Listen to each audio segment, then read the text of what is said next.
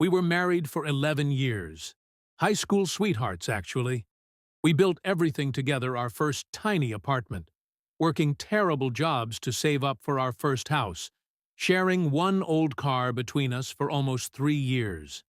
Everything we had, we built as a team. Around year 8, I started noticing changes. Subtle at first. She wanted more girls' trips, more me time. She started hanging out with new friends, mostly co-workers from her new job, people who lived faster lives, happy hours, weekend getaways, all that. I tried to be supportive.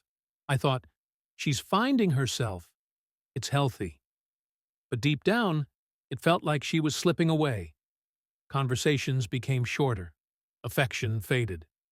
We barely had dinner together anymore. One night, after coming home late from another networking event, she dropped it on me. I love you, but I'm not in love with you anymore. She cried, said she needed to live life for herself now, that maybe she'd married too young, that she didn't want to wake up at 50 and wonder, what if? I didn't yell. I didn't beg. I just listened. And 3 months later, we were officially divorced. Post-divorce. The first 6 months were brutal. The house felt empty, even though it was filled with furniture.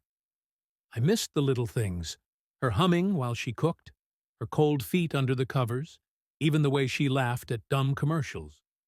But I made myself move forward. I went to therapy.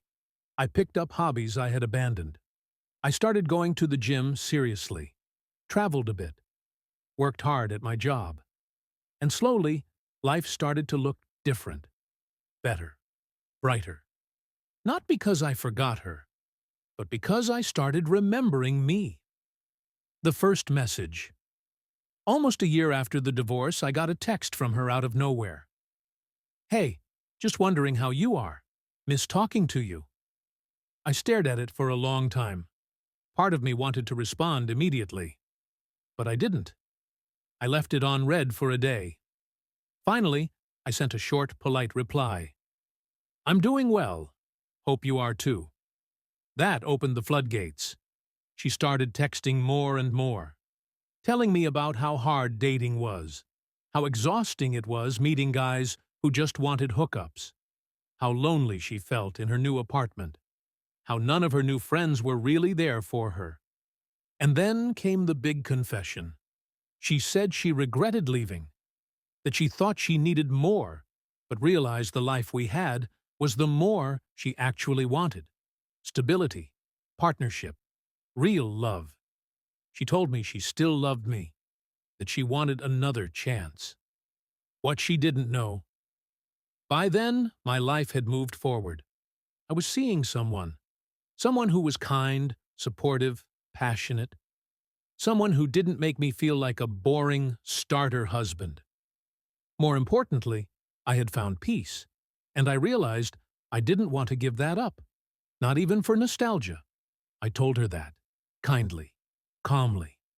I said, I'll always care about you, but I can't go back to being someone's second choice. She cried, begged a little, told me she was willing to do anything to fix it, but it was too late. Where we are now. She still messages me sometimes, birthday wishes, saw this and thought of you, those kinds of texts. I don't reply anymore, not out of anger, but because that chapter is closed. I heard from mutual friends that she's single, bouncing between bad relationships, still chasing a life that never really existed. Meanwhile, I'm building something new, something even better than before. Her biggest mistake was thinking the grass was greener. Mine would have been waiting around to find out it wasn't.